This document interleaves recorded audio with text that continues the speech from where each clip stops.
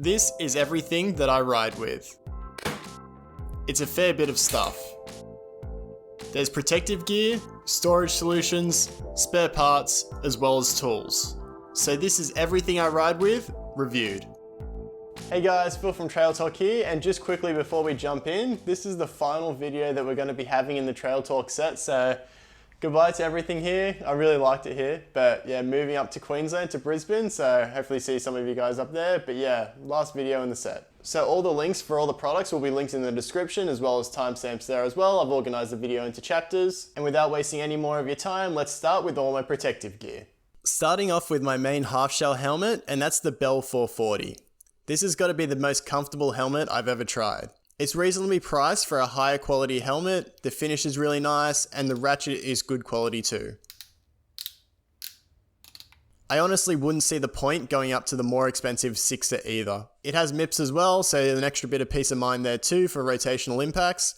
The only slight downfall is it does get slightly hotter compared to some half shells on the market. Next up we have my full face helmet, and that's the Fox Pro Frame. I did review this one a while back, so link in the description to that, but my opinion has slightly changed on this one. It's lightweight and comfortable, but the build quality is a bit questionable in some places.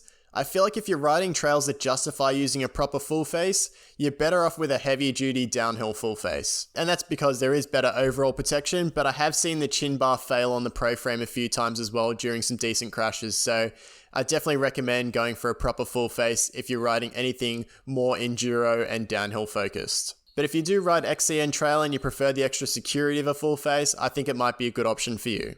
As you all know, my favourite knee pads on the market are the IXS Flow, but they may have just been overtaken by the Ion K Traze. My main criticism about the IXS is there's no top strap, and after about a year or so, the rubber gripper at the top started to fail and they made them slide down a little. The Ion solved this issue entirely with a strap at the top, and they're just as comfortable. Usually I find knee pads that have the gap at the back like the Ion start to cause a little bit of irritation after a while, but no worries here.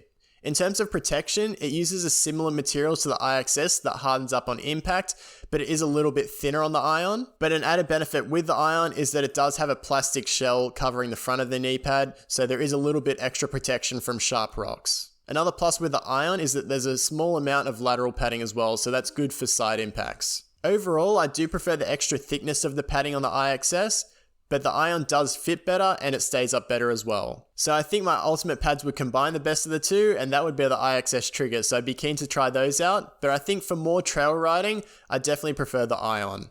Next up, we have my shoes, and then the Northwave Clans, so another thing I reviewed a while back, so link in the description for that, but it's an old video so it's not the best. But after 2 years, they're still going strong. They're the most durable shoes I've ever had. They're stiff, grippy, and as I said, really durable. They could be a little bit lighter, but because they are more gravity focused, I'm happy to have the extra protection there. So 100% I'd recommend them to anyone doing kind of enduro and downhill, but if you have ultra wide feet, I think there's some better options on the market. Next up we have my favorite Pearl Izumi jersey, but not much to talk about here, it's just the jersey. Next up we have my Fox Ranger shorts, and these are my favorite shorts I've ever tried, but they're now discontinued, so I bought all the stock that I could before they went away. What I do like about them, they've got a kind of like a hook and loop system as the belt, so no Velcro, so they always stay up. And the material's super durable as well, the design's nice and clean, I just like them, you can wear them around as well. Another thing I like about them is that they have really deep pockets so nothing falls out, even though they don't have zippers. The only downside is that they do give you a nice little enduro gap. Now onto my gloves, and I'm not too fussed about these either.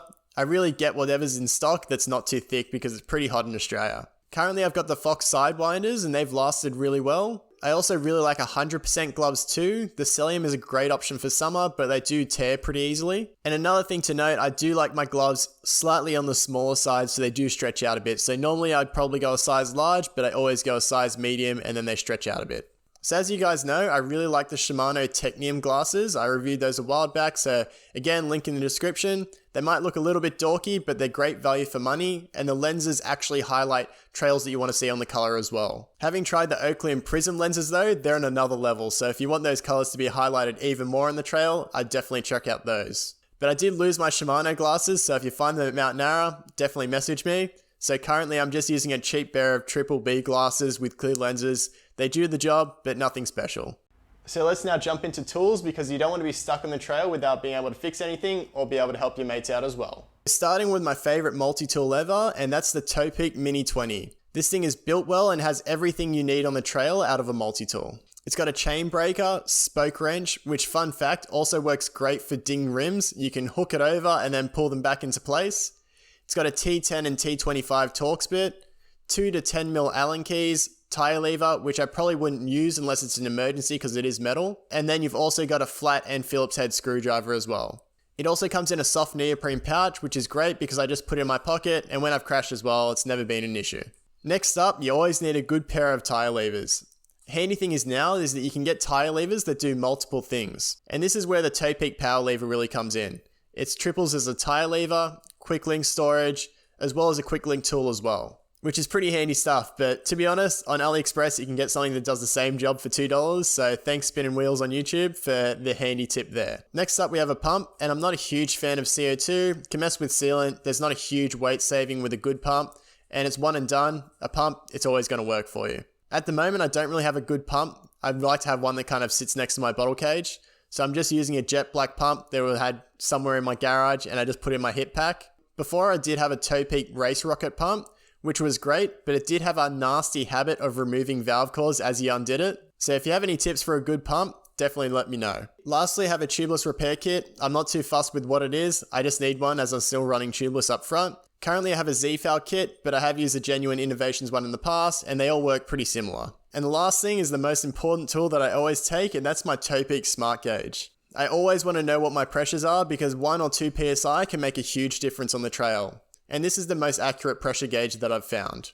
Because let's face it, the ones on the pump, they're never really that accurate. Onto the spare parts that I carry now, and these are super important to take with you. But I won't go into detail too much about these kind of things because they're pretty generic and nothing special, so I'll just pretty much list them out. So I carry an ultralight Tubilitio tube, a quick link, a spare hanger, zip ties, a spare valve corve, and a spare shifter cable.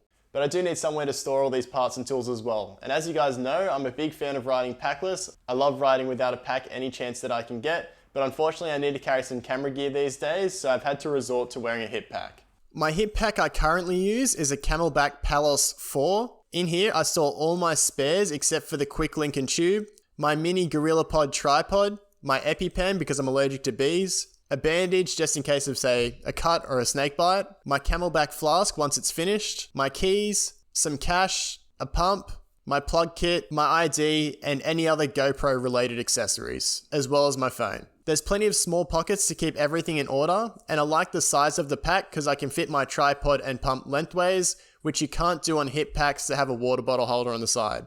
But it does have a tendency to ride up after a while, so if you have any recommendations, definitely let me know in the comments. Other than that, I use a Manic Granite Designs Rockband to hold my tube and tire levers to the underside of my top tube. I like the look of it, even though it's not on brand because it is Marin branded, but it's built really well, and the rubber protected undersection where the strap contacts the frame is nice and soft, so it protects your frame as well as it's a bit grippy as well, so it stops it from moving around as well. So there you go, that's pretty much everything I take with me when I go for a ride.